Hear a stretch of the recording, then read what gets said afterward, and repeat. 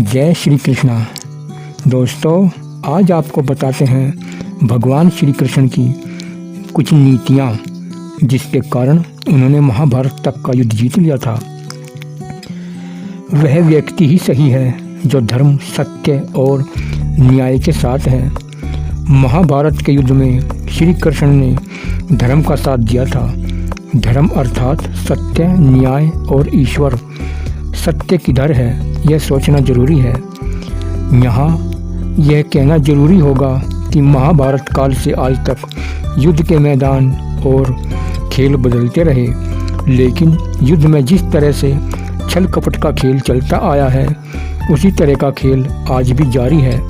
ऐसे में सत्य को हर मोर्चों पर कई बार हार का सामना करना पड़ता है, क्योंकि हर बार सत्य के साथ कोई कृष्ण साथ देने के लिए नहीं होते। ऐसे में भगवान श्री कृष्ण की नीतियों को समझना बहुत जरूरी है। पहली नीति, जब दुश्मन शक्तिशाली हो तो उससे सीधे लड़ाई लड़ने की बजाय कूटनीति से लड़ना चाहिए। भगवान कृष्ण ने काल यवन और जरासंध के साथ यही किया था। उन्होंने काल यवन को मुचुकुंद के हाथों मरवा दिया था तो जरासंध को भीम के हाथों से। ये दोनों ही योद्धा सबसे शक्तिशाली थे, लेकिन कृष्ण ने इन्हें युद्ध के पहले ही निपटा दिया था। दरअसल सीधे रास्ते से सब कुछ पाना आसान नहीं होता, खास तौर पर तब जब आपको विरोधियों का पलड़ा भारी हो। ऐसे में कूटनीति का रास्ता अपनाएं। दूसरा, युद्ध में संख्या बल महत्व नहीं रखता, बल्कि साहस, नीति और सही समय पर सही अस्त्र एवं व्यक्ति का उपयोग करना ही महत्वपूर्ण कार्य होता है। पांडवों की संख्या कम थी, लेकिन कृष्ण की नीति के चलते वह जीत गए। उन्होंने घटोत्कच को युद्ध में तभी उतारा जब उसकी जरूरत थी। उसका बलिदान व्यर्थ नहीं गया।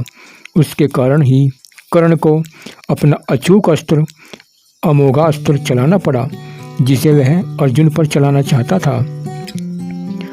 तीसरा, जो राजा या सेनापति अपने एक एक सैनिक को भी राजा समझकर उसकी जान की रक्षा करता है, उसकी जीत सुनिश्चित होती है। एक एक सैनिक की जिंदगी अमूल्य है। अर्जुन सहित पांचों पांडवों ने अपने साथ लड़ रहे सभी योद्धाओं को समय समय पर बचाया है।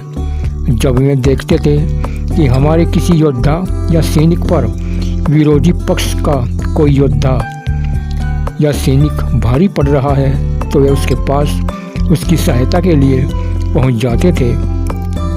नंबर 4, जब आपको दुश्मन को मारने का मौका मिल रहा है तो उसे तुरंत ही मार दो। यदि वह बच गया तो निश्चित ही आपके लिए भारी सिरदर्द बन जाएगा। हो सकता है वह आपकी हार का कारण भी बन जाए। अतः कोई भी दुश्मन किसी भी हालत में बचकर नहीं जाना चाहिए। कृष्ण ने द्रोण और कर्ण के साथ यही किया था। नंबर 5, कोई भी वचन, संधि या समझौता अटल नहीं होता। यदि उससे राष्ट्र का धर्म का, सत्य का अहित हो रहा है तो उसे तोड़ देना ही चाहिए। भगवान श्री कृष्ण ने अस्त्र न उठाने की अपनी प्रतिज्ञा तोड़कर धर्म की ही रक्षा की थी। जब अभिमन्यु को भीष्म के बनाए नियम के विरुद्ध निहत्था मार दिया गया तो श्री कृष्ण ने भी फिर युद्ध के किसी भी नियम का पालन नहीं किया। अभिमन्यु श्री कृष्ण का भांजा था। श्री कृष्ण ने तब से ही तय कर लिया था कि अब युद्ध में किसी भी प्रकार के नियमों को नहीं मानना है। तब शुरू हुआ भगवान श्री कृष्ण का कूटनीतिक खेल। युद्ध प्रारंभ होने से यह स्पष्ट हो जाना चाहिए कि कौन किसकी ओर है, कौन शत्रु और कौन मित्र है। इससे युद्ध में किसी भी प्रकार की गफलत नहीं होती। लेकिन फिर भी यह देखा गया था कि ऐसे कई योद्धा थे जो विरोधी खेमे में होकर भीतर घात का काम करते थे। ऐसे लोगों की पहचान करना बहुत जरूरी होता है। नंबर 7, युद्ध में मृत सैनिकों का दाह संस्कार, घायलों का इलाज, लाखों सैनिकों की भोजन व्यवस्था और सभी सैनिकों के हथियारों की आपूर्ति का इंतजाम बड़ी ही कुशलता से किया गया था। आपको यह जानकर हैरानी होगी कि यह सभी कार्य श्री कृष्ण की देखरेख और उनकी नीति के तहत ही होता था। इस भयंकर युद्ध के बीच श्री कृष्ण ने गीता का ज्ञान दिया। यह सब अद्भुत था। कहने का तात्पर्य यह है कि भले ही जीवन के किसी भी मोर्चे पर व्यक्ति लड़ रहा हो, लेकिन उसे ज्ञान, सत्संग और प्रवचन सुनते रहना चाहिए। यह मोटिवेशन के लिए बहुत ज़रूरी होता है। इससे व्यक्ति को अपने मूल लक्ष्य का ध्यान रहता है। भगवान श्री कृष्ण ने जिस तरह युद्ध को अच्छे से मैनेज किया था, उसी तरह उन्होंने अपने संपूर्ण जीवन को भी मैनेज किया था। उन्होंने हर एक प्लान मैनेज किया था। यह संभव हुआ अनुशासन में जीने, व्यर्थ चिंता न करने और भविष्य की बजाय वर्तमान पर ध्यान केंद्रित करने से। मतलब ये, यदि आपके पास 5, 10 या 15 साल का कोई प्लान नहीं है तो आपकी सफलता की गारंटी नहीं हो सकती। नंबर 10, कृष्ण सिखाते हैं कि संकट के समय या सफलता न मिलने पर साहस नहीं खोना चाहिए। इसकी बजाय असफलता या हार के कारणों को जानकर आगे बढ़ना चाहिए। समस्याओं का सामना करें।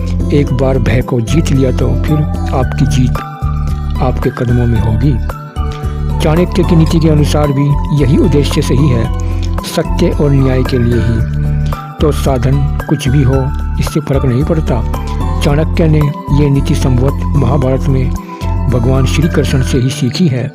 हालांकि श्री कृष्ण की नीति को कोई नहीं समझ पाया। जय श्री कृष्ण।